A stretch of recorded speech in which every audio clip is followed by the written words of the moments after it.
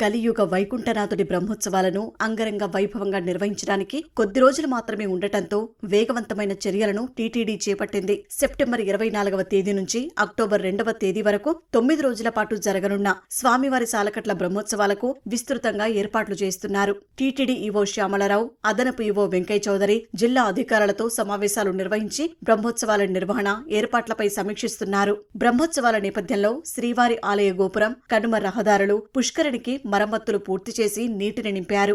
మాడవీధుల ఆధునికీకరణ పనులు వేగవంతం చేశారు. ఆలయ గోపురం, తిరుమల పరిసరాల ప్రాంతాల్లో దీపాలంకరణల పనులు చేపట్టారు. వాహన సేవలను దర్శించుకోవడానికి భక్తులకు ఇబ్బందులు లేకుండా గ్యాలరీలు ఏర్పాటు చేస్తున్నారు. పరిశుభ్రత, పారిశుద్ధ్యంపై ప్రత్యేక దృష్టి సారించారు. మాడవీధుల్లో ప్రతి గ్యాలరీలో మరుగుదొడ్లు, ఆలయం చుట్టుపక్కల జర్మన్ షెడ్లు ఏర్పాటు చేస్తున్నారు. బ్రహ్మోత్సవాల తొలి రోజు సీఎం చంద్రబాబు స్వామివారికి పట్టువస్త్రాలు సమర్పించనున్నారు. ఈ నేపథ్యంలో టీటీడీ నూతనంగా భక్తుల సౌకర్యార్థం నిర్మించిన వెంకటాద్రి నిలయాన్ని ప్రారంభించనున్నారు.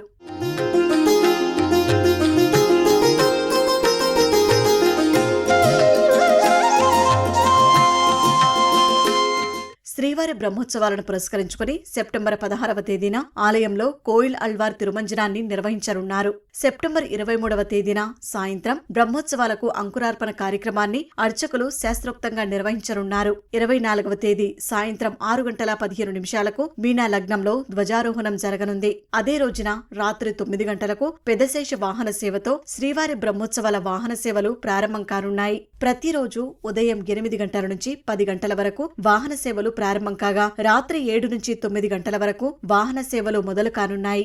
మొదటి రోజు పెద్ద శేష వాహన సేవతో ప్రారంభమైపోయి చిన్న శేష వాహనము, హంసవాహనము, సింహవాహనము, ముత్యపందిరి, సర్వభూపాల వాహనము, కల్పవృక్షము, మోహిని అవతారము, గరుడ వాహనము, సూర్యప్రభ, గజవాహనము, హనుమంత వాహనము, సూర్యప్రభ, చంద్రప్రభ, రథోత్సవము, అవబృధోత్సవం, చక్రస్నాన మహోత్సవము, ధ్వజ అవరోహణ కార్యక్రమాలతోటి 2వ తేదీతోటి బ్రహ్మోత్సవాలు పరిసమాప్తం అవుతాయి.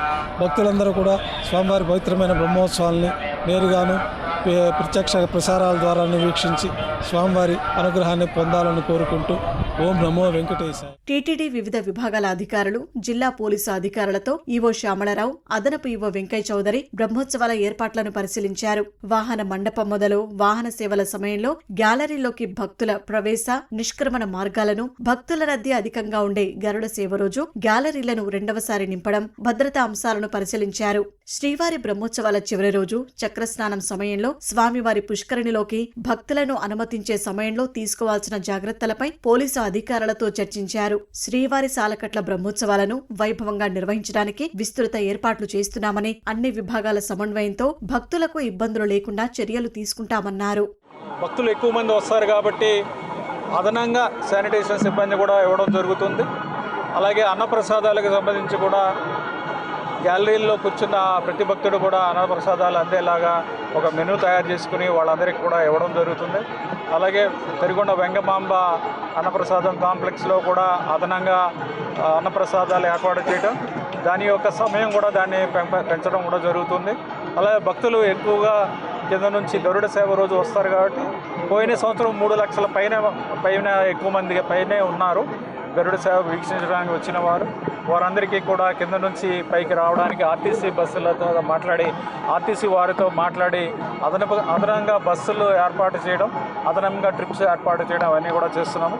ఏ విధంగా భక్తులకు ఇబ్బంది లేకుండా అన్ని ఏర్పాట్లు చేస్తాము. మళ్ళీ ఇంకా టైం ఉంది కాబట్టి ఇవన్నీ కూడా మళ్ళీ సమీక్షిస్తాం.